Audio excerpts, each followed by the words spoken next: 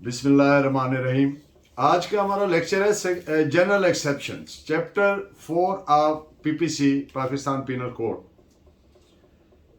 और it starts with the fact from section 76 PPC up to section 106 PPC. तो ये कुल मिला के ऑलमोस्ट 32 सेक्शंस हैं जो जनरल एक्सेप्शंस प्रोवाइड करते हैं। So, to start with section 76, I firstly read out the definition as provided in the statute. Act done by a person bound or by mistake of fact believes himself to be bound by law. Nothing is an offense which is done by a person who is or who by reason of mistake of fact and not by mistake of law in good faith believes himself to be bound by law to do it. यानी कोई ऐसा act जब मैं कहता हूं तो act also includes omission. कोई ऐसा एक्ट ऑफेंस नहीं है। आप जानते हैं act or omission prohibited by law is an offence. तो कोई ऐसा एक्ट ऑफेंस नहीं है, जुर्म नहीं है जो किसी शख्स ने मिस्टेक ऑफ फैक्ट की वजह से, ना कि मिस्टेक ऑफ लॉ की वजह से किया हो, और इन गुड फेथ, नेक नियति से। गुड फेथ एक एब्स्ट्रैक्ट टर्म है, इसको मैथमेटिकली उस तरह से नहीं डिफाइन किया जा सकता। ये अकॉर्डिंग टू सिचुएशन इसको पढ़ा जाना है। तो नेक नियति से ये बिलीव करता है, यानी उसको दिल से ये यकीन है कि he is bound by law to do it. पहली बात, जब वो कानूनन पाबंद है एक एक्ट करने का, एक्ट और ओमिशन, या वो ये समझता है नेक नियति से कि वो कानूनन पाबंद है ये एक्ट करने का, तो ऐसा एक्ट ऑफेंस नहीं होगा, जुर्म नहीं होगा। इस सेक्शन के साथ 2 इलस्ट्रेशंस प्रोवाइडेड है। At the cost of repetition, as I have earlier stated about the same in previous lectures, कि जो illustration provided होती है उसकी क्या लीगल हैसियत है। किसी भी सेक्शन के साथ जो illustration होती है उसकी क्या लीगल वैल्यू या वर्थ है। तो illustration is always provided by the legislature itself while enacting the section, inserting the section. यानी कानून बनाने वाले ने illustration provide इसलिए किया कि इस सेक्शन को जिसने इंटरप्रेट करना है, आमतौर पर जज और वकील साहबान ही करते, तो इसको इस तरीके से ये वो पैरामीटर है, ये वो दायरा कार है, ये वो तरीका है जिसके अंदर इसको इंटरप्रेट करना है। जहां पे ये डाउट होता है कि इसको ऐसे भी इंटरप्रेट किया जा सकता है, इसको ऐसे भी ताबीर व तशरीह किया जा सकता है, तो इसलिए वहां पे इलस्ट्रेशन प्रोवाइड कर दी जाती है, एक मिसाल दे दी जाती है।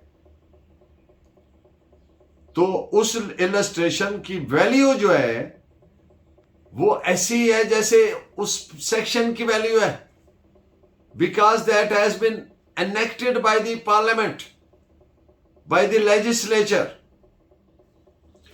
तो इसमें इलस्ट्रेशन ए जो सेक्शन 76 के साथ प्रोवाइड की गई है वो कहती है कि एक शख्स, ए कह लें या अबू बकर कह लें, जो सोल्जर है, उसका सुपीरियर ऑफिसर उसको कमांड करता है कि जो मॉब है, हजूम है, इस पर गोली चलाए, और ये command is in conformity with law, the command of law, उसकी मुवाफकत में है, और ए in compliance and obedience of that order of the superior officer fires at the mob. A has committed no offense. This act of A cannot be said to be an offense. अब दूसरी illustration B, ए अबू बकर अदालत का officer है जिसको अदालत हुक्म करती है कि वो वाई को अरेस्ट करे, अदालत में पेश करे। अब ए ने प्रॉपर इंक्वायरी जांच पड़ताल करके जेड को गिरफ्तार कर लिया, इस तासर के तहत ये समझते हुए कि यही शख्स वाई है। यहां पर देखिए मिस्टेक ऑफ फैक्ट हो रहा है, यानी हकीकत जो थी उसका मिस्टेक लगा, हकीकत वो नहीं थी। अब उसने जेड को समझ लिया वाई, यहां पर मिस्टेक ऑफ फैक्ट हो गई। तो जैसा मैंने सेक्शन की डेफिनेशन में गुजारिश किया कि mistake of fact would be no excuse, हां मिस्टेक ऑफ लॉ एक्सक्यूजेबल नहीं है। तो मिस्टेक ऑफ फैक्ट से उसने क्या किया कि उसने जेड को अरेस्ट कर लिया ये समझते हुए कि ये वाई है। तो अबू बकर ने, ए ने, उसका ये जो एक्ट है अरेस्ट करने का, ये ऑफेंस नहीं है।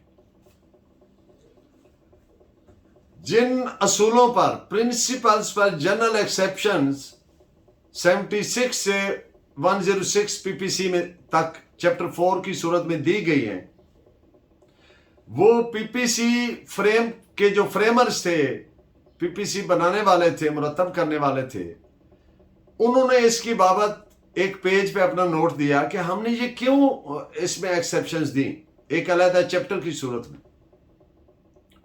तो वैसे तो वो डिटेल नोट है, लेकिन मैं मुख्तसरन अर्ज कर देता हूं for your comprehension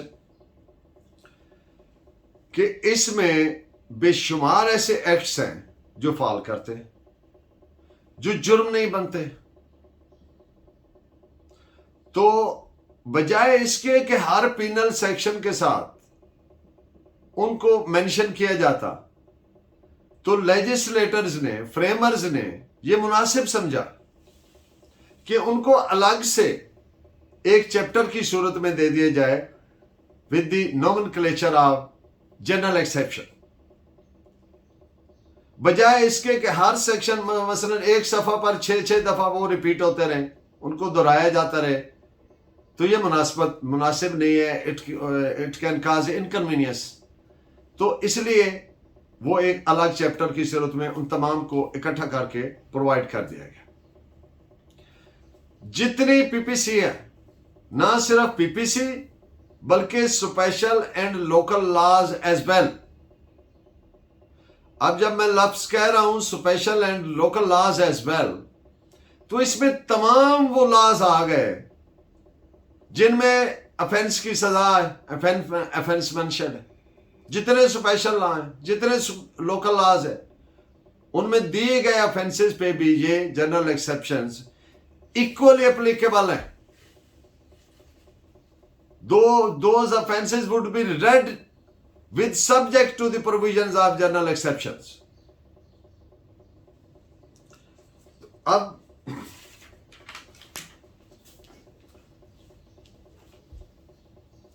Jin primarily, एक मैं ओवरव्यू ले रहा हूं पूरे चैप्टर का, डिटेल में हर एक पे अलग बात होगी, लेकिन ओवरव्यू के तौर पर जिन बुनियादी असूलों पर ये जनरल एक्सेप्शंस को डेवलप किया गया है, खड़ा किया गया है, इंसर्ट किया गया है, वो इस तरह से हैं। सेक्शंस 81 से लेकर 86 तक और सेक्शंस 92 से 94 तक इस असूल की, इस प्रिंसिपल की वजाहत करते हैं कि कोई भी ऐसा एक्ट और ओमिशन जुर्म नहीं होगा जो विदाउट क्रिमिनल इंटेंट किया गया है। यानी वो एक्ट हो गया लेकिन उसमें क्रिमिनल इंटेंशन नहीं थी, मुजरिमाना नीयत मुजरिमाना नहीं थी, यानी मेंसरिया नहीं था, गिल्टी माइंड नहीं था, तो वो एक्ट ऑफेंस नहीं होगा। ये basic principle is laid down in the said sections. Section 79 cases of accidents, हादसात के जो केसेस हैं। अब आप जानते हैं कि एक्सीडेंट्स वो तो कोई नहीं करना चाहता, यानी उनमें वो इंटेंशन तो नहीं है। इसमें कुछ एक्सेप्शंस हैं, कुछ में इनको एक्सीडेंट्स को ऑफेंस करार दिया गया है।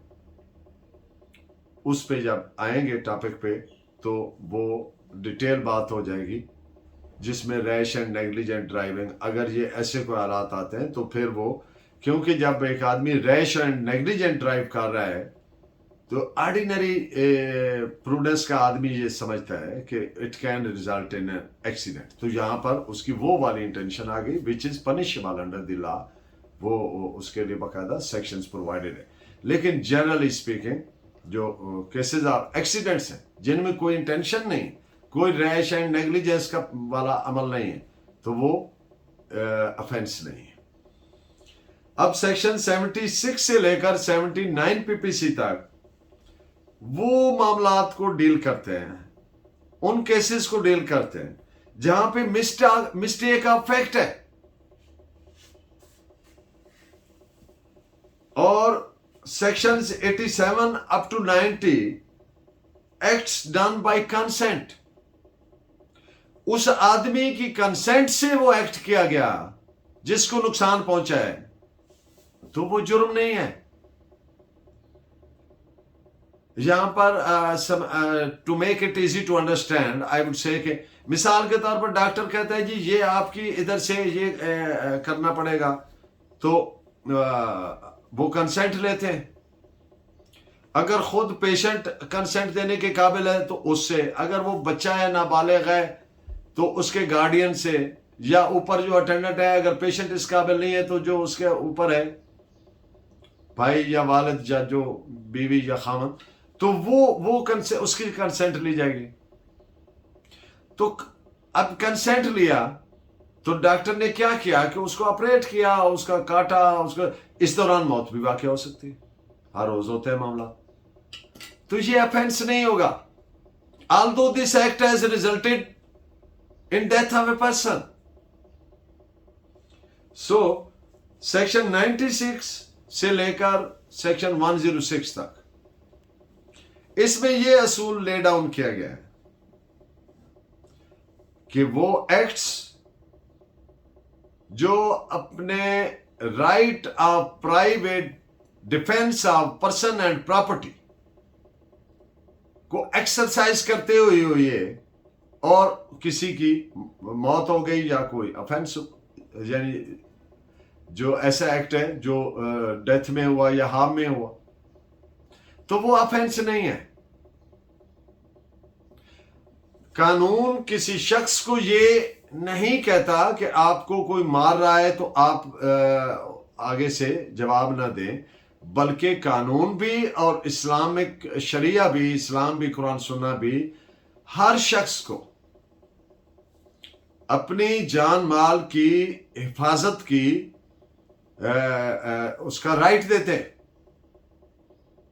आगे जब स्पेसिफिकली इस पे बात होगी, इन डिटेल होगी, तो फिर वो बात भी हो जाएगी कि राइट ऑफ प्राइवेट डिफेंस या हक के हिफाजत खुद इख्तियारी किस हद तक एक्सरसाइजेबल है।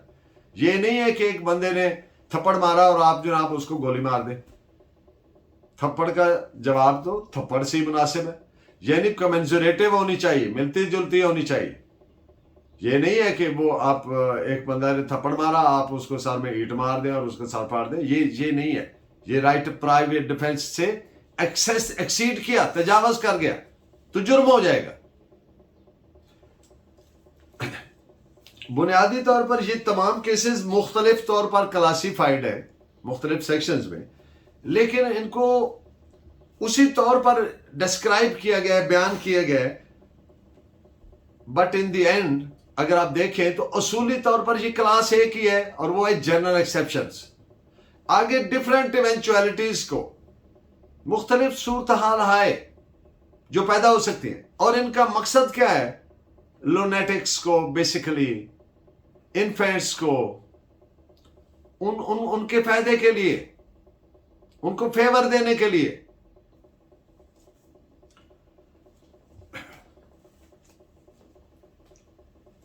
और ऐसे तमाम केसेस जिनमें क्रिमिनल इंटेंशन नहीं।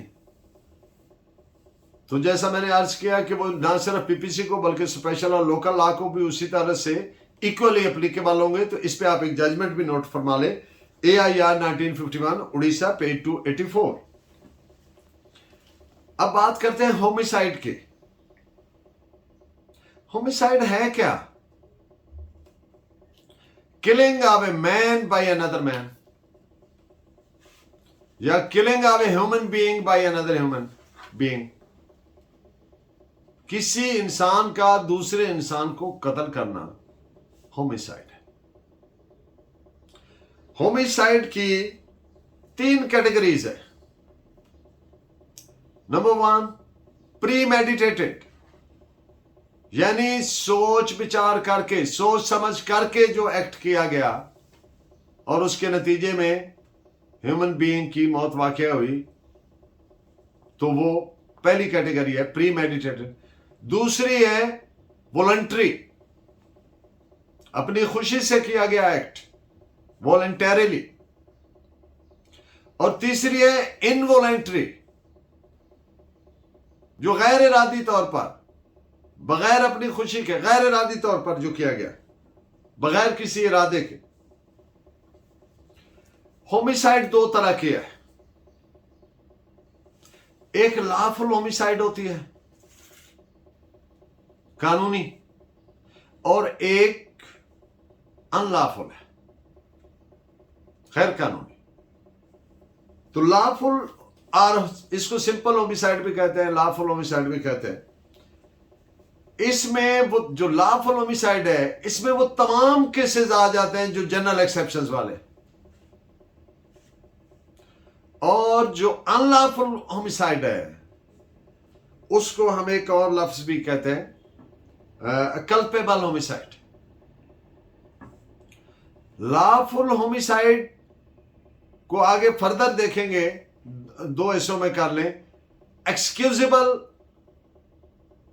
एक्सक्यूजेबल और जस्टिफाइबल होमिसाइड। लेकिन जो कल्पेबल होमिसाइड है, तो लफ्ज कल्पेबल का मतलब आप समझते हैं जो काबिल मवाखजा है। मवाखजा आप जानते हैं, जिसका अकाउंटेबल ठहरता है, जिसके लिए आदमी जवाबदेह होता है, कल्पेबल। फर्स्ट ऑफ ऑल, जो एक्सक्यूजेबल होमिसाइड है,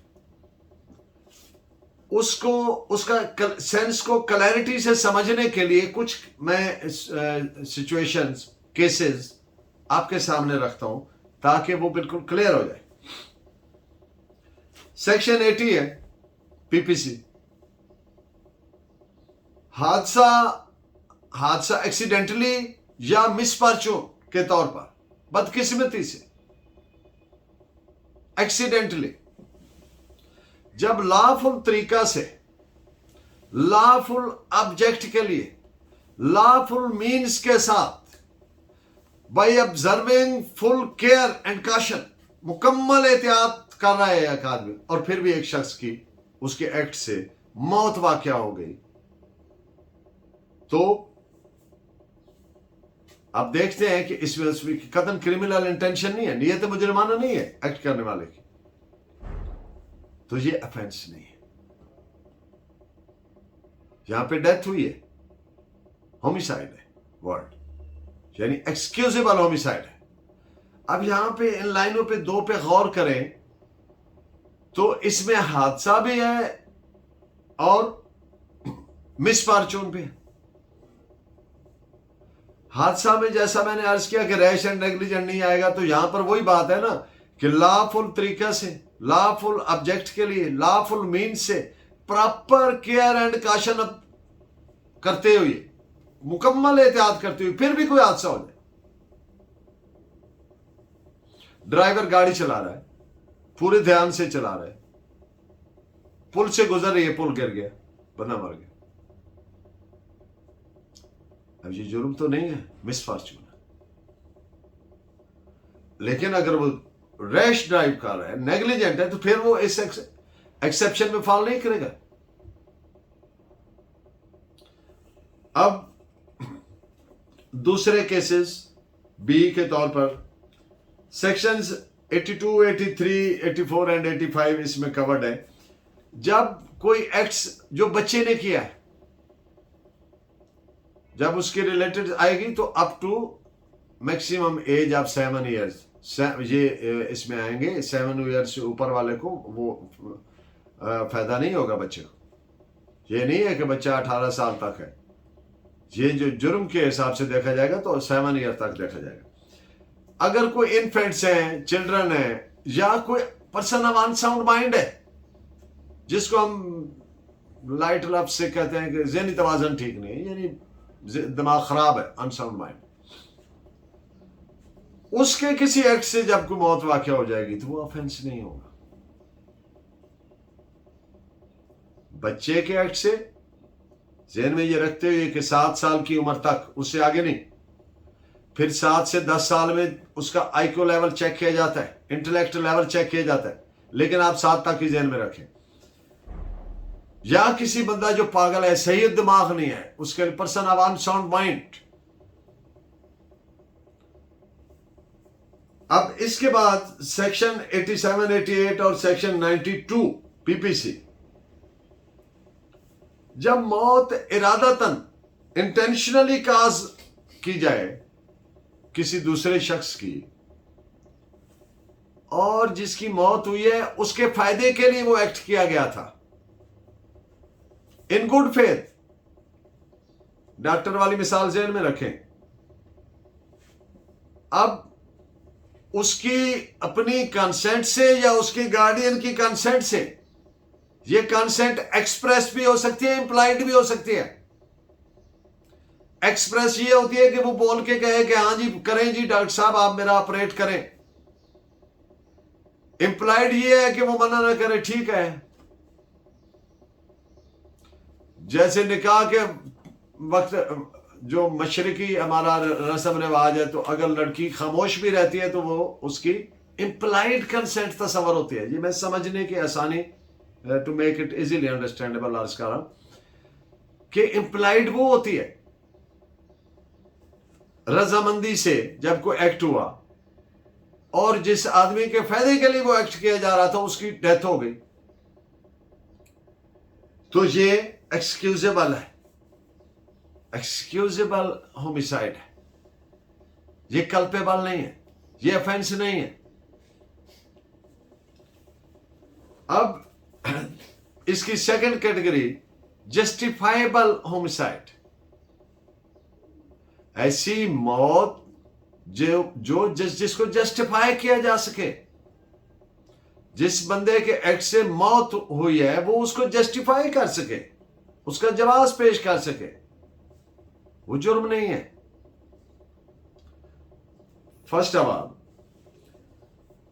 जब किसी ऐसे आदमी ने एक्ट किया जो कानूनन वो एक्ट करने का पाबंद है, एक बात, और दूसरी बात यह है कि वो शख्स नेक नियति से यह समझता है कि वो कानूनन ये करने का पाबंद है, तो वो ऑफेंस नहीं है, जुर्म नहीं है। ये सेक्शन 76 है। और 77 क्या है? एक्ट ऑफ ए जज वाइल एक्टिंग जुडिशियली। जब एक जज एक्टिंग जुडिशियली बैठे है, अदालत कर रहा है, और वो अपनी पावर इस्तेमाल करता है जो कानून ने उसको दी है, या नेक नियति से वो ये समझता है कि ये उसको कानून ने दी है, तो वो जुर्म नहीं हो सकता। मिसाल के तौर पर एक डेथ की सजा दे रहा है, तो जज के उस फैसले से मौत ही होनी है ना, तो वो जुर्म तो नहीं होगी ना। क्यों? वो पावर उसको कानून ने दिया है, और वो पावर जो कानून ने दिया है उसको इस्तेमाल किया है, तो वो जुर्म नहीं है। जब कोई अब आगे आ जाए सेक्शन 78 पर, ये मैं आपको एक ओवरव्यू दे रहा हूं, आगे नेक्स्ट लेक्चर्स में हम इन डिटेल बात करेंगे। जब कोई शख्स अदालत के किसी हुक्म का, फैसले का या जजमेंट की अमल दरामदगी के लिए, एग्जीक्यूशन के लिए, pursuance in pursuance of the orders of the court कोई एक्ट करता है तो वो जुर्म नहीं है। कोर्ट का ऑर्डर है कि इसको फांसी दे, अब वहां पे जेल के अंदर जो आदमी उसको फांसी दे रहा है तो वो जुर्म तो नहीं कर रहा है इस सेक्शन के तहत। ली तो उसने जान ही है, बंदा मार दिया, लेकिन वो जुर्म नहीं है क्योंकि सेक्शन 78 की एक्सेप्शन में फॉल करता है।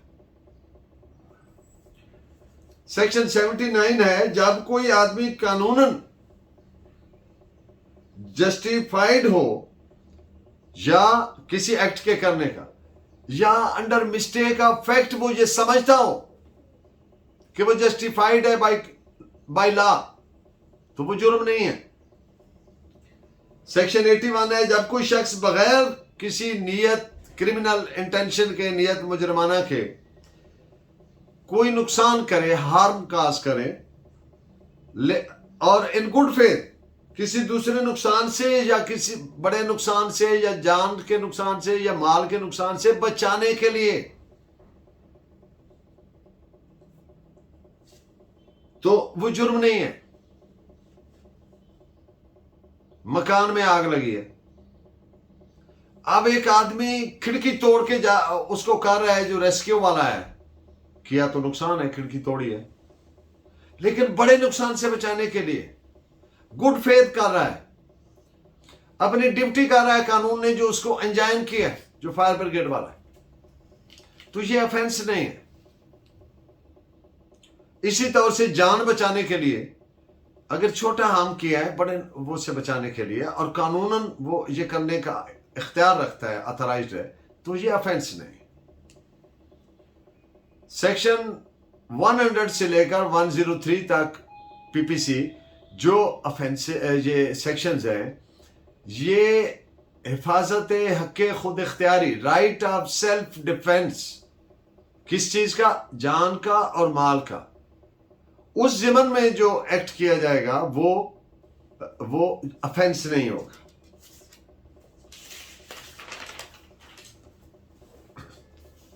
इन the end of the lecture मुख्तसरन मैं अर्ज करूंगा कि जो कल्पेबल होमिसाइड है वो अंडर पीपीसी मर्डर तस्वर होगा। यानी जब एक शख्स कोई ऐसा एक्ट करता है जिस, और इस इरादे से करता है कि दूसरे आदमी की मौत हो जाए, और जानबूझ के कर रहा है, विद इंटेंशन कर रहा है, या कोई ऐसा एक्ट करता है जिससे जो विक्टिम है उसको ऐसी इंजरी आएगी जो आम हालात में, in ordinary nature of business, in ordinary course of things, can result in the death of a person, जिससे मौत वाकया हो सकती है, तो वो मर्डर का जुर्म बनता है। That is culpable homicide.